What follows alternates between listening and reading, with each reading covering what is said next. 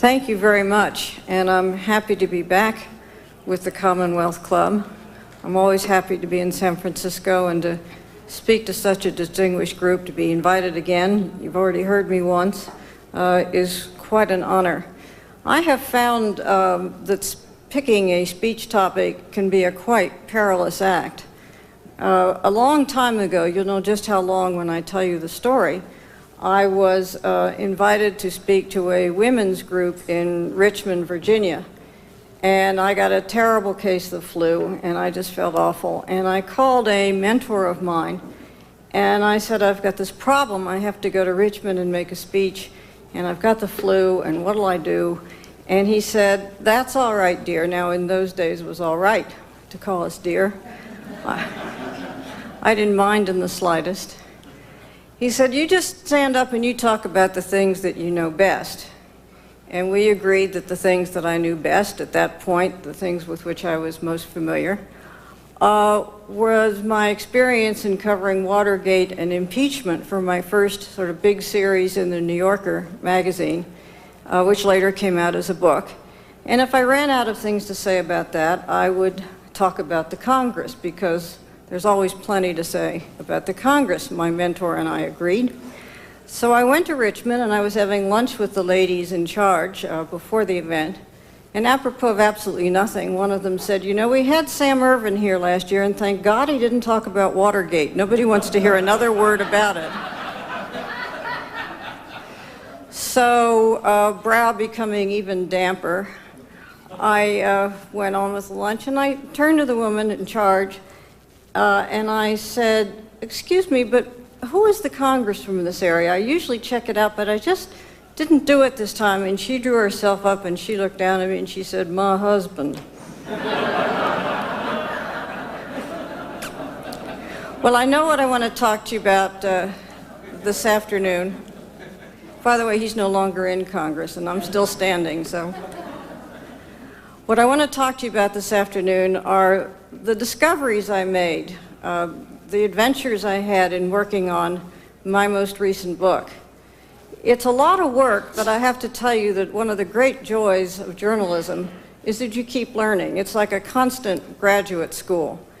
Beyond that, you keep meeting very interesting people, and I have to say that in the course of working on this particular project, I met some of the most interesting and colorful people I've ever met in Washington and in politics.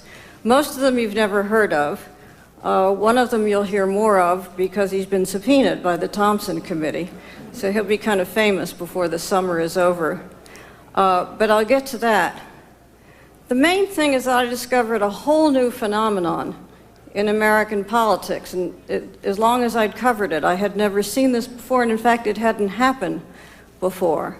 And that is, there was a major shift in what really mattered to the political parties, and particularly to a coalition of groups on the right. While most of the press was covering the presidential campaign and accurately complaining that it was boring, they were missing the story, frankly. The real story was not the presidential campaign. The real story was for this coalition of groups on the right in particular, and ultimately the hierarchy of the Republican Party. The real struggle for power was over the House of Representatives. This may sound surprising, and of course I'll explain why it is, but this struggle was total, it was brutal, it was Armageddon, it involved whatever it takes, thus the title of the book. It goes on to this day, it didn't stop with the election. It will go on for quite some time. It's where the real power struggle in this country is. And the reason that it's about the House of Representatives is because as these groups see it, this is the means of gaining long-term power. We call it realignment, the shift of power, of the dominant power in this country from one party to the other. The Republicans began to get that in 1984 when they took back the House after 40 years of Democratic rule. And they were extremely determined to hold on to that in 1996, irrespective of what happened in the presidential race. It's about political hegemony. It's about defining the agenda for 10 to 20 years, depending on whom you talk to. It's not about how many bills get passed this year or the next year. It's not what's in the budget bill. It's about long-term domination and control.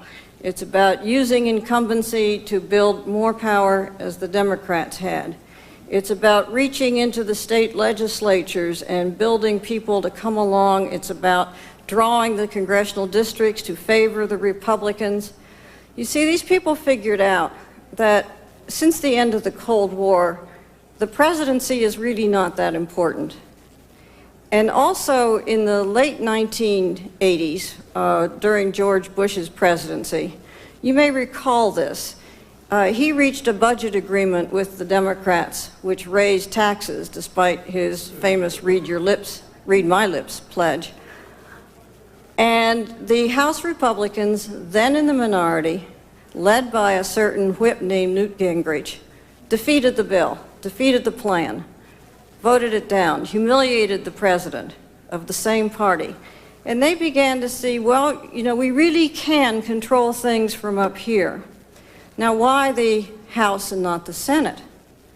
Because as these people, and I'll tell you in a few minutes who these people are, some of them, because they explained you can do more as a minority in the Senate. It's not as important to have a majority in the Senate as it is in the House. This is because of the filibuster rule. As you know, it takes 60 votes to cut off a filibuster. The filibuster is now so used or misused that one is threatened almost any time, bringing up a bill, about voting on a bill, and so on. And because you need 60 votes to cut off a filibuster, you need 60 votes virtually to get anything done in the Senate. In the House, they originate all the tax and revenue legislation. This is where the appropriations bills begin. And so, as one of these leaders told me, you know, the House can really stop the Senate and the President from doing anything. Well, who are these people? I came across a fascinating, one of the most interesting characters. Probably there's more about him in the book than the others, but there are the others. His name is Grover Norquist. Grover Norquist is a conservative activist. He's 39 years old. I doubt you've ever heard of him, but he has been subpoenaed. You will. And he had a very, very smart insight. His own hobby horse is lower taxes. Now, this is not because it's irritating to pay taxes and it's politically popular to say you're for lower taxes. This is because Norquist is leading a long war against, as he would say, against the left. And as he sees it, the fewer taxes people pay, the less revenue the government has, the less money will go out to the groups that support the Democratic Party, in his view. Teachers' unions, welfare workers, city workers. So his is a long-term strategy, it's not his alone, of what they call defunding the left. It's part of this long, long power struggle. So he formed something called Americans for Tax Reform. He has an office in DuPont Circle. But he had this very smart insight, which was that he could build a coalition, and he has done so, of about 70 political conservative activist groups. These are not your traditional conservatives. This isn't Richard Lugar, for example. These are grassroots organizers, ideologues who have a real purpose that they are after. And his insight was that all of these groups have one very important thing in common that's more important than the differences in their agendas. And that is they all have something they don't want the government to do. This includes the National Rifle Association, which of course doesn't want gun control, the Christian Coalition that doesn't want the government allowing abortions after a certain period, and wants the government to stop ruling against certain kinds of prayer in the school and so on. But it also includes less obvious groups, small business groups, who are a very, very, very important force on the right and in the Republican Party in this country. People think of the Republican Party often as the party of big business. They're certainly important in it, but I would say as important and perhaps more so, again, in raising money, but in smaller amounts, but lots of it, and in organizing for elections, grassroots organizing. It's small business. They don't want the government to impose on them health and safety regulations from the Occupational Safety and Health Administration, the much derided OSHA. They don't want environmental regulations that lower their profits, that are more of a problem for them. And so there's a whole series, and of course they want lower taxes as well. They include land rights people, land use people. These are probably the descendants of the Sagebrush Rebellion, led by the former famous, but where is he now, James Watt, Ronald Reagan's Secretary of Interior. They don't want the government telling them what they can and can't do with their land. They don't want to have to put land away for wetlands and so on. His idea even includes having both pro-choice and pro-life people in this coalition. There are no liberal pro-choice people in it that I ever noticed. But again, all these people have one thing in common, and he calls it the Leave Us Alone Coalition. And they meet every Wednesday morning at 10:30 at his DuPont Circle offices, and he provides coffee and bagels, and they sit and they have a meeting. Now, I was invited to join these meetings and observe them, and they were, to me, incredibly fascinating. I'm obviously not going to go through them all now. Whether you're with these people or against them, it's very interesting to see what they talked about, how they talked about it. It ranged from very much during this period a strategy about the election. I saw candidates from for the House, for the Senate, even for state legislatures come in and ask for these people's support, not for money. That wasn't the big thing. The big thing was to get their grassroots support. I even saw a professor at Stanford come in who had worked on Bob Dole's economic plan. And he was going on and explaining, here's the tax cut, and here's how we'd pay for it. And Grover Norquist interrupted him and said, wait a minute, you don't talk about how do we pay for it. That sounds like you're standing in Washington, you're the government, and you're trying to get more money. And he lectured this man quite sternly, and he was instructed to go back to the Dole headquarters and tell him to stop saying, how do we pay for the tax cut? It was quite a revelation to me. In any event, oh, by the way, another other member of this group obviously is the Christian Coalition. And though Ralph Reed himself, you know, the soon-to-be former executive director, didn't attend the meetings, he and Norquist are very close. And I spent a lot of time with Ralph Reed over this period, who said to me quite openly, quite early, as we shared a hot fudge sundae at a place on Capitol Hill, that he didn't care about the presidency. That wasn't what interested him. What interested him was making sure the Republicans maintained control of the House. Now, he's supposed to be head of a nonpartisan group, which is kind of interesting. And some of the things he said and did during the year and the things we talked about were kind of interesting in that context. But here was Reed's thinking. And it was to me, a very surprising point. He said, you know, for years, we've been trying to get a Supreme Court that would overturn Roe versus Wade, the abortion decision. He said, we had 2 Republican presidents, 3 terms, and we still have Roe versus Wade. So I've decided, he said, that's not the way to try to do this. The way to try to do this is just what Franklin Roosevelt did in the 1930s after he failed to in his attempt to pack the Supreme Court. He affected the political climate. And to Reed, affecting the political climate, getting a House of Representatives that was to the right, was going to affect the Supreme Court. So again, he had a very surprising and long-range view. I would say that these people think longer and think on more levels than any group I have ever seen in politics. In fact, a very prominent liberal, whom I suppose I shouldn't name, called me up after he read the book. And I said, well, what did you think? He said, it scared me to death. He said, we don't have anything like this. We don't have the same discipline and coordination and current phrase, they're all on the same page. He said, it's really terrifying.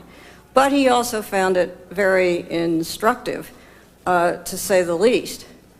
Others that I watched and talked to while this was going on, among them was a woman named Tanya Metaxa, who is the chief political officer of the NRA. And she turned out to be a very interesting person. And I learned through getting in there, and I actually, what I do for my job, I actually went to a Saturday shooting party someplace up in Pennsylvania, where she went in because the local NRA organizers thought they had a real chance of unseating a Democrat.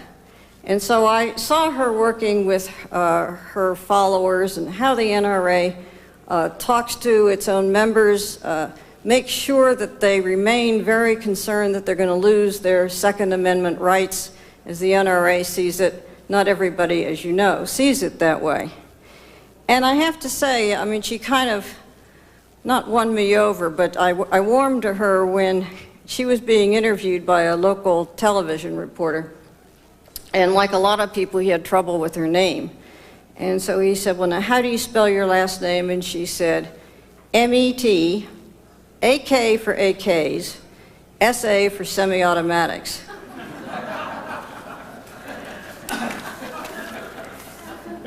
I got my list. By the way, I didn't shoot. I don't shoot, and I pled honestly a bad arm, and they were kind of concerned that I wasn't having as much fun.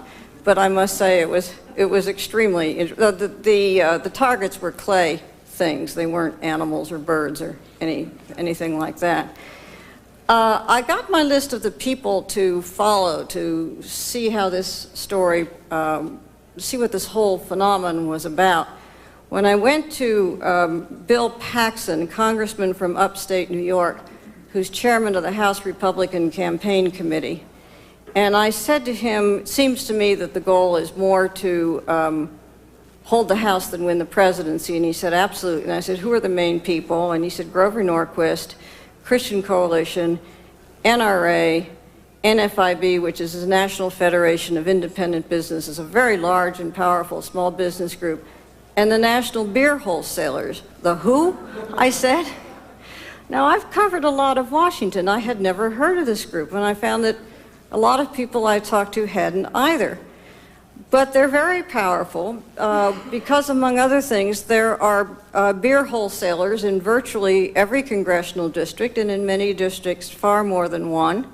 There's a young man who headed their political operation named David Rehr, R-E-H-R, who taught me a tremendous amount about how he worked and how they made the contributions and how these groups worked with each other. Now, there are some rules about how much collaboration there can be between the interest groups and the party organizations themselves in an election, and how much even the interest groups are supposed to share information. Now, I found that the rules are a sham. I mean, there's just no such thing as an independent expenditure, or this thing called issue advocacy, which is supposed to be independent and just educating the voters, having nothing to do with the parties. Because, I mean, on the liberal side, of course, as you know, the AFL-CIO was making a tremendous effort to defeat Republicans and try to get the House back for the Democrats. On that side also were environmental groups, the teachers' unions, pro-choice. Those were the main ones. And I found on both sides, I mean, it was just silly to even think about the fact that they weren't in some way cooperating and sharing information. Among other things, I mean, some of them were the same people who could go to one kind of meeting but not the other kind of meeting. They all knew the same people The consultants, the pollsters, the campaign managers all swim in the sort of same polluted pond of data and information, and it's just no trick to find out whatever you want. But it is still the case that the groups on the right were more organized and more effective than, I've learned these terms from my friend Grover, the right, the left. You don't say right wing, you certainly don't say left wing. But I also found in doing this that there were some new breaches in the campaign finance laws. It was mentioned earlier, I wrote a series for the New Yorker and it became a book in the early 1980s called Politics and Money, because I was just interested in what all these connections were. And I found something called soft money. It was the first real revelation of it. Soft money, quickly defined, is otherwise illegal, unlimited individual contributions, direct contributions from labor unions and corporations into a federal campaign. After Watergate in 1974, a pretty strict campaign finance law was passed, which very much limited contributions by these groups. And by the way, when you hear people say, oh, well, there's nothing you can do about the campaign finance mess, as soon as you pass a law, they'll figure out a way around it. Well, the act worked in the first election in 1976. And then this thing came into the law and the regulations, which said that this soft money, as opposed to the hard money that's regulated, could be used for party building activities, was called. All these, and mainly by the state parties, all these nice things, buttons and banners and get out the vote drives, things like that. All these nice, sweet things that you wanted political parties and the citizens to be able to participate in. And I saw that and I said, here's trouble. It's the crack in the dam. And I went around even then and talked to some of the political operatives who'd figured out how to use this opening for the good of the National Party. And it looked to me like it was going to be a big problem. Well, that is now the Grand Canyon, and soft money has destroyed the campaign financing system. All the scandals you heard about over the last year, the $50,000 cups of coffee. You could get 2 cups and little pastries, too. At the White House, Vice President Gore's phone calls. What I call the access packages that both parties sell. For $110,000, you can have meetings with X, Y, and Z.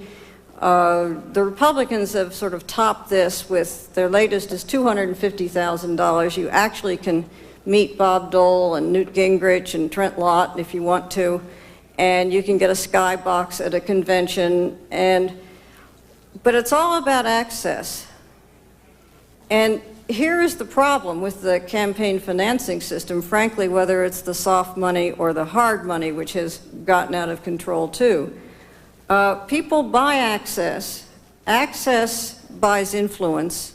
Influence means you can have more of an impact on legislation, on regulations. The people with the money can get to the decision makers in a way that the average citizens, unless they are terribly well organized, cannot do. It's what I've called all along legalized corruption. But the soft money scandals are the ones that have got the most attention within the last year and will be the first subject of the Senate hearings, which start now in July. It was discovered earlier in the year that both the Clinton-Gore campaign and the Dole campaign that were making a new use of soft money, which is legally very questionable. And that is, they were using soft money collected by the parties to make ads, in effect, in support of their candidates. They called these issue advocacy. You know, of course the political parties would just be making an educational ad. They don't care who you vote for. They would just say that the other guy had done some terrible, rotten, dirty thing. And this was to educate the citizens, and you could use soft money for that. What I discovered in the course of my work was that all 4 congressional campaign committees were doing the exact same thing. The Democrats and the Republicans in the House and the Senate have 2 campaign committees each, House, Senate, Democrat, Republican, 4. And I found that for the first time, they too were pulling in the soft money. That wasn't new, but they were using it for ads. And they had the gall to call these issue advocacy.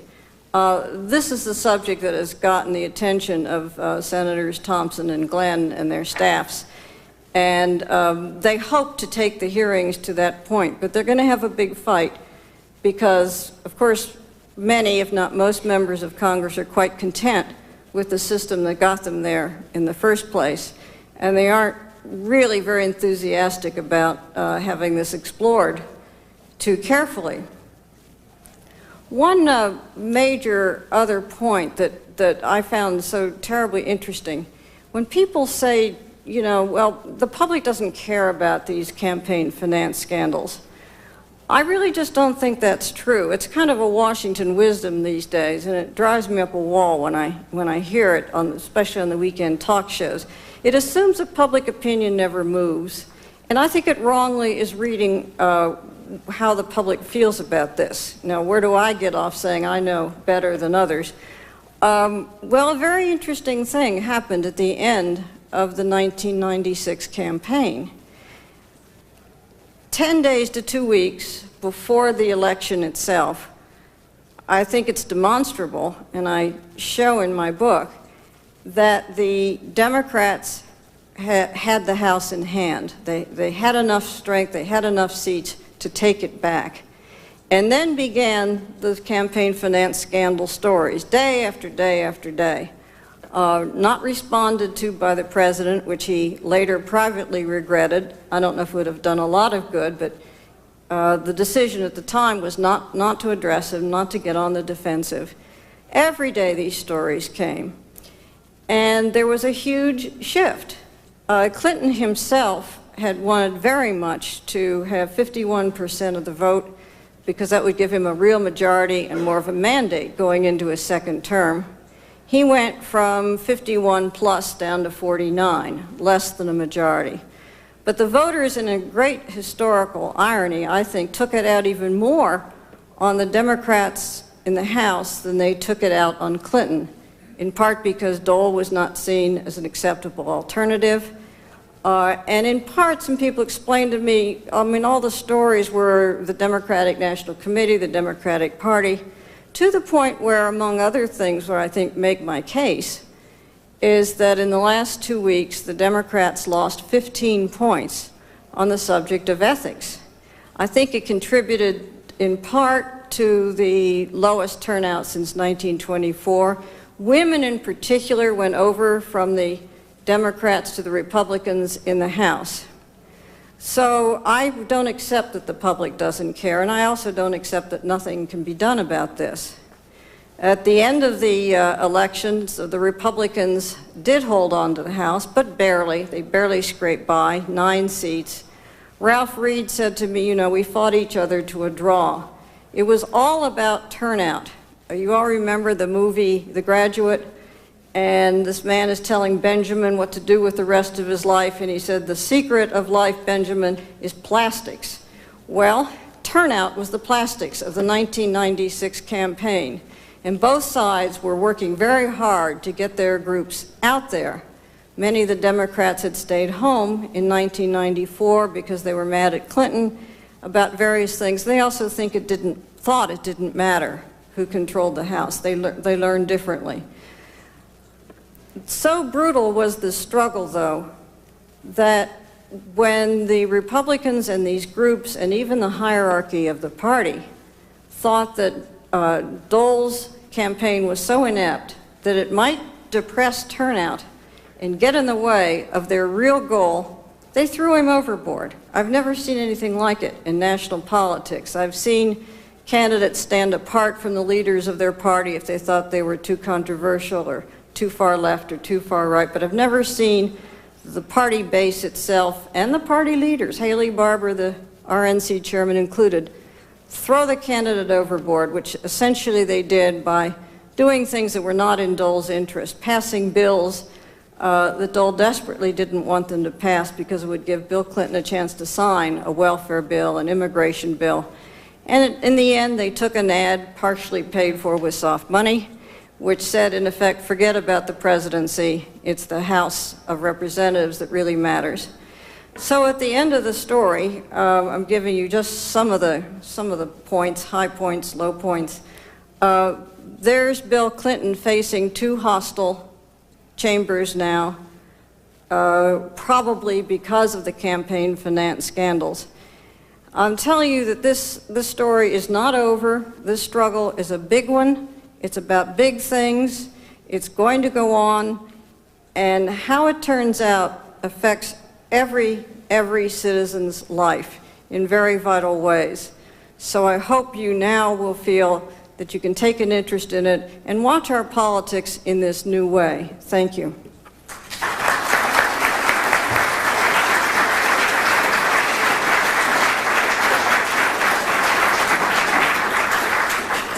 Thank you, Elizabeth Drew. Ms. Drew is a political commentator and author of the new book, Whatever It Takes, The Real Struggle for Power in America.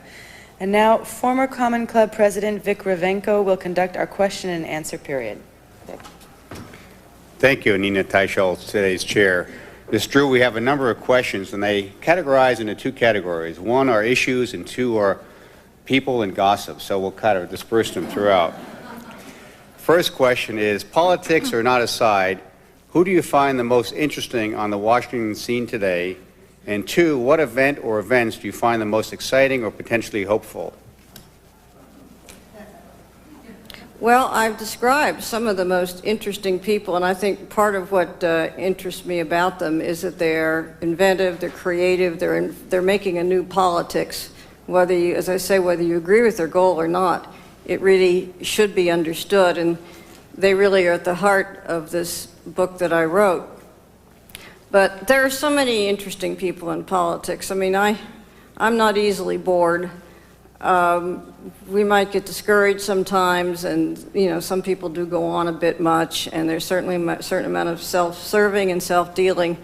But I find just an awful lot of people in politics interesting. They could also be elected politicians that you don't hear that much about.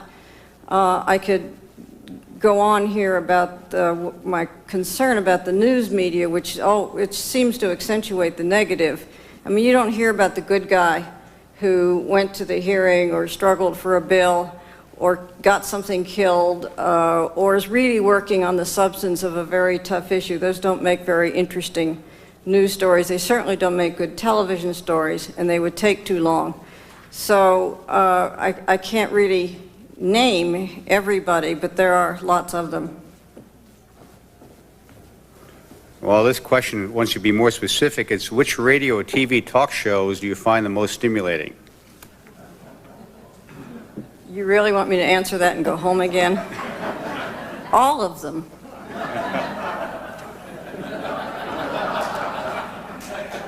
Joe Klein, writing a week or two in The New Yorker, suggested President Clinton seems to have lost his spark lately and might even be suffering from depression related to his inability to exercise. Have you seen any sign of the president perking up? This has been tough on the president. And I think anybody here who has been disabled for any period of time knows how frustrating it is. Now multiply that by someone who has the tremendous energy that Clinton has, the tremendous stress that he is under, the absolute need to get out and exercise. I think it's been very, very difficult for him. I wouldn't get into his mind and presume to and to say whether he's depressed or not, but I think it's been tough. I mean, I know it's been tough. And I think, as he improves, it will get better, but it's a very hard thing for him to go through. It's a hard thing for any of us to go through, and he's got a tough job. This question was written by a young person, probably. What should young people do to become more active in politics these days? There are a lot of things you can do. I would urge young people, all age people, among other things, go to the town meetings. Members of Congress and politicians are more responsive than you think. I've always rebelled against the idea that somehow they're all, quote, inside the Beltway. First of all, we've already had many examples of how whatever goes on in the Beltway is transmitted outside the Beltway, I think. I mean, don't you get news from Washington?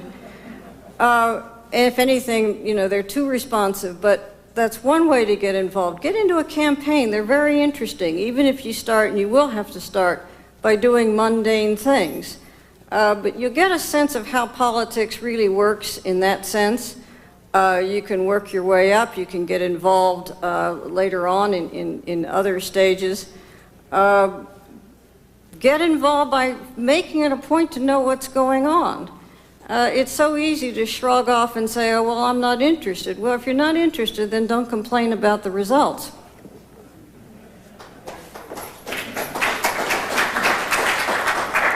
Vice President Gore seems to be flexing his muscles lately. Isn't it a little early for this? Oh, this has been going on at least since 1988. When Mr. Gore and Mr. Gebhardt both ran for the Democratic nomination, and they haven't been very good friends ever since. Whether it's early or not, there's nothing that can be done about it. People start running and doing things very, very early. They build their base. Now, Gore has an unusual base in being the vice president. He and the president are really quite close, and I think Clinton sees it that it would be one of his legacies to, and a vindication of his own record, to have the presidency go to Gore. There's a lot of speculation, that's all it is, it's all it can be, about whether the campaign finance scandals that have involved Gore are going to hurt him very much. I do suspect you're not going to see him at, pictures of him at any Buddhist temples through the year 2000. And I'm sure, I know he regrets making those phone calls from the White House. There are problems with that, perhaps even a legal problem, but I don't think that's the main point. The main point is the vice president should not have been making those calls. There's a bit of a shakedown element involved, as with the president's fundraising as well. I had a fascinating glimpse into the ways in which this rivalry works, though, in the course of working on my book, and that is that in the fall, the Democratic campaign chairman from the House and the Senate and their staffs met with the president, the vice president, and other Democratic officials, White House officials, to beg the president for more money for the congressional campaigns and for more appearances on his part, mainly to try to take the House back for the Democrats. And a lot of people in the room noticed that one of the people least enthusiastic about this was Gore, who did not particularly want to create a Speaker Gebhardt. You alluded to some of these in your speech and certainly in your book. What reforms in our political system do you personally favor, such as shorter elections, elimination of PACs, regional primaries, and free TV? If I hadn't gotten that question, I've asked it myself. Because I think, you know, you deserve an answer. You deserve more than my complaining about what's wrong. We've got two things here. One is, well, length of campaigns is certainly a factor when it gets to costs. I don't know any constitutional way you could say people can't start running and building a base when they want to do that. But here's the Drew plan. Number one, you can get rid of soft money. You just close that loophole. You can still allow some ways for state parties to do these nice activities, monitored very carefully. But that can be done, and in fact, it's part of a campaign finance reform bill pending right now in the Congress. Number two, I mean, I'm way out there. I would go for a system of public financing of congressional campaigns similar to the presidential campaign. As I say, the presidential campaign system worked until soft money wrecked it. By that, you would have, again, you'd have limited contributions by individuals and PACs. I don't think you need to abolish PACs. And PACs actually are somewhat overrated in that there are a number of industries that get together, they're not supposed to, but they do, and pool their individual contributions and actually can end up giving more money than through their PAC. And when you ever hear a politician piously saying, oh, I don't take PAC money, look at his individual contributions and you're likely to see some patterns. Now, when I say this on radio programs, most of all, I get a lot of indignant responses of, you know, why should I pay for politicians' campaigns? And my answer is very simple. You're paying for them now even more. You're paying for the current system and the inequities. You're paying for the corporate welfare that money buys. You're paying for the inequities in the tax system. You're paying for things you don't even know about. So a more carefully regulated system that was publicly financed, as the presidential one is once the people get the nomination, I would, broadcasters are already required to offer lower rate time, less expensive time for political broadcasts and so on. I would require some free time. This is one of the few countries in the world that gives away the airwaves, the public airwaves. The broadcasters, this doesn't make me real popular with them, but you know, so what? The broadcasters have this wonderfully lucrative national resource. I don't see why every 4 years they can't give a little time back to our democratic system. I don't think it's too hard to figure out how to do it, even when you have districts that cover several media markets. I mean, I really think people can figure that out. Those are the basics of the Drew plan, and I would not give up on it yet. I think I think that Congress will move when it's embarrassed enough and when it feels that the public is angry enough. There's plenty of grounds for embarrassing them, and I think the people who care about this, again, need to go to the town meetings, need to write, need to go to hearings on the Hill and let them know what you think. The current system is extremely costly in all sorts of ways.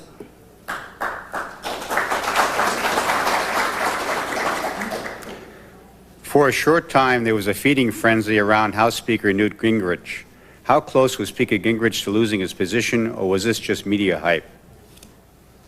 No, it wasn't just media hype, and he's sort of uneasy in his perch right now. I mean, Republicans, with the exception of Dole that I just made, they aren't big on overthrowing their leaders, but he was in real danger. A lot of people felt, frankly, that a lot of people, Republicans in the House, were very uneasy about what the ethics report said. They were unhappy that before the report was issued, some of their leaders had said, oh, it's just about jaywalking, it's no big deal, and then they found it was more serious. There's an ongoing worry that they have about Gingrich, and that is, well, first of all, he's not exactly very popular, and I don't think he'll get his popularity back. While I was working on this, someone slipped me a Republican poll that measured the popularity of various people, and way, way on top was Colin Powell. And Gingrich was third from the bottom, just above Louis Farrakhan and Prince Charles. The Republicans, well, people who've watched him generally sort of have a sense that Gingrich, he has streaks of brilliance. There's no question about that. He won the Republicans the House in '94 more than any other single person. But he's been an embarrassment, and they feel that he is undisciplined, and you kind of never know what he's going to do next. So that's why I think his perch is shaky, but it was a very close call. Somebody said to me, you know, of course, one of his big things was how was he going to pay this $300,000 fine? And finally, for whatever reasons, Bob Dole came forth and said he would lend it to him.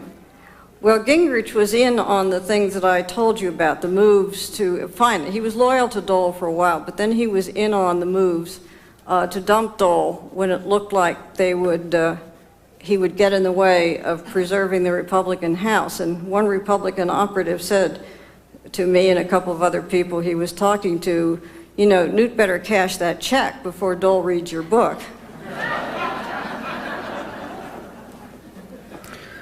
The freshman Republicans in the House from 1994 are now the sophomore Republicans in the House. Are these representatives as hot-blooded the second time around? How would you rate the freshmen from the 1996 election? The 94 freshmen, of whom I actually felt too much was being made by the media, it was too easy and it was so cute. But they were hot-blooded, and they'd come to Washington to change things. And then they saw that the rating of the Republican Congress was very, very low. And they were in real fights for their reelection. That's where most of the real fights were made. In fact, I followed 3 House Republicans who were going through this maelstrom and the problem of how do you relate to Gingrich? Do you pretend you've never met him, or do you have him come to a fundraiser, or what? But these people, almost all of them, became far more pragmatic even in the second year of that Congress, because they realized they were in trouble. They had 2 problems. The Democrats, and Clinton in particular, had successfully labeled them as extremist, and they weren't getting much done. They got more practical, and they worked to get some bills done, and I think they have very much curbed that their ideology and their enthusiasm. You know, they would say compromise is a dirty word. Well, now, you know, most of them are quite ready to compromise to get some achievements. There's still some undercurrent, and as far as I can see, the class of '96 hasn't sought to emulate the class of '94. House Minority Leader Richard Gephardt looks like someone trying to figure out a way to get out of a box. If you were advising Gephardt, what would you tell him to take up as hallmark issues? That I never do. These people are on their own. It's a fascinating little dance to watch, though, of course, because Gephardt does represent the more liberal wing of the party. His relationship with Clinton has been quite interesting. We're not through on the budget things yet. They kind of calmed him down. They calmed down the liberals by miraculously finding $225 billion that fell from the sky one night and paid for some programs that some liberals didn't want to cut. You hear about Gephardt, you hear about Gore.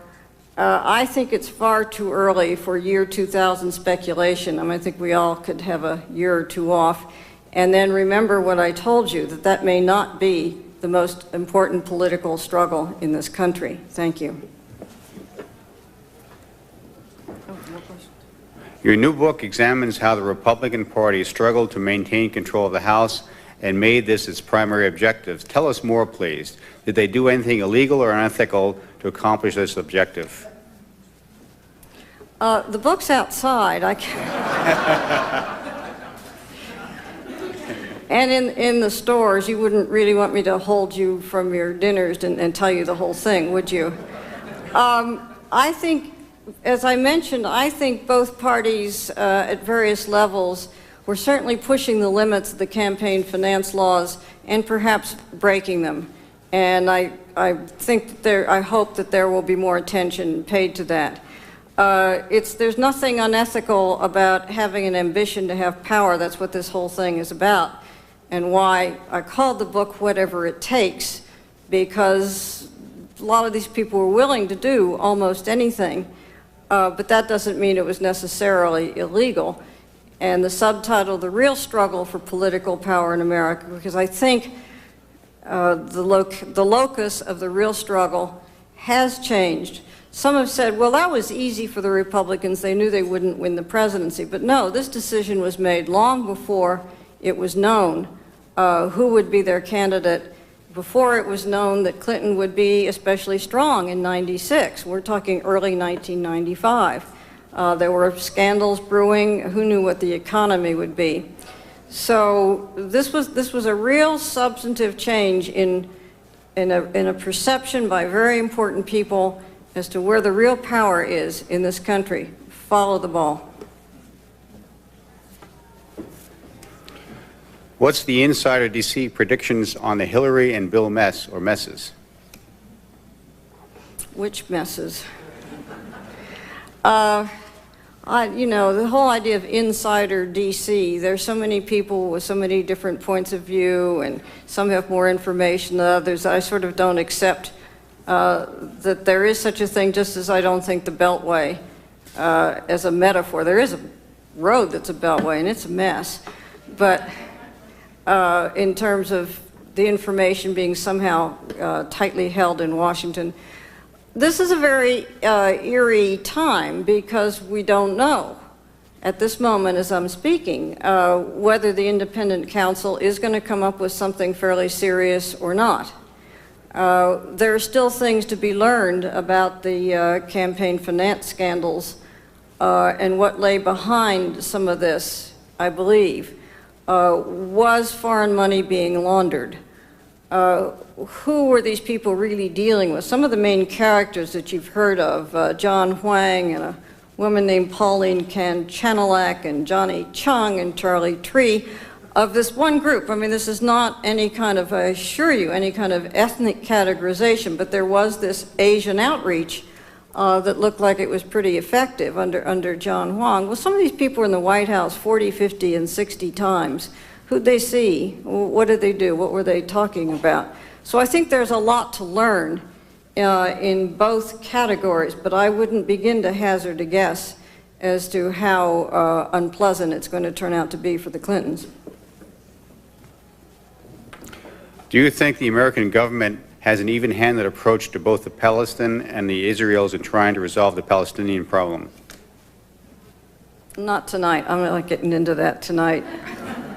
I think, actually, to take it seriously for a moment, I think that mainly they want to get a settlement. They worked very hard on this. Dennis Ross, the Assistant Secretary of State, has been commuting there. I think the president, you know, put himself on the line for the agreement that was signed in the South Lawn of the White House a couple of years ago. And I don't think it's a matter of, you know, even-handedness or not anymore, if it ever was. It's a matter of trying to get a real peace in this area. And we have all seen how many times how tough that's going to be. Senator Thompson visited the Commonwealth Club recently. Is he someone we're going to hear a lot more about in the next 4 years? Are there Republicans who are even now figuring out ways to keep him down? Yes and yes. Senator Thompson, first of all, he's going to chair these hearings, and they will undoubtedly be televised by 2 or 3 different outlets. I'm certain that C-SPAN will be televising them at the least. So he will, I was going to say loom very large as a figure. If you saw him, he is a huge man. And I think there's little doubt that he has long-range political ambitions, and frankly, I think he's in a very tough spot because from talking to him and his own people, I think he really wants to go beyond just the Clinton scandals, and he worked hard to get the Senate to not limit the hearings just to that, to just what many people would think are the illegal activities that went on. But the resolution now reads illegal or improper. Well, what's improper? I know he wants to go into the soft money area, but a lot of members of his party don't want him to and will try to block it. And I assure you, excuse me, they're not going to stand aside and say, okay, Fred, here's the nomination. We've gotten to the point in the program we have time for one quick response to a question. It reads as follows. As you are, my daughter is a graduate of Wellesley. What advice would you give her if she wants to follow in your footsteps? We'd have to have a long talk. But I think the thing that I try to tell younger people is don't think you can plan it all. Don't think you can just set this one thing you're going to do, this person you're going to be, and that's what's going to happen through sheer determination. I have found, certainly myself, that life is full of all sorts of accidents and turns in the road. When I graduated from Wellesley, most of my classmates were intent on getting engaged.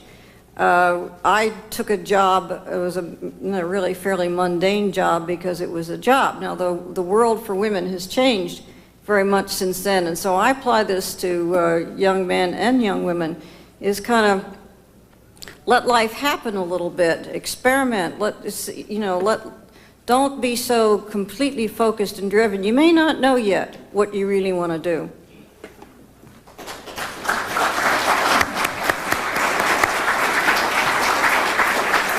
Our thanks to Elizabeth Drew, noted political commentator and author of the new book, Whatever It Takes, The Real Struggle for Power in America, for speaking to us today. Thank you very much.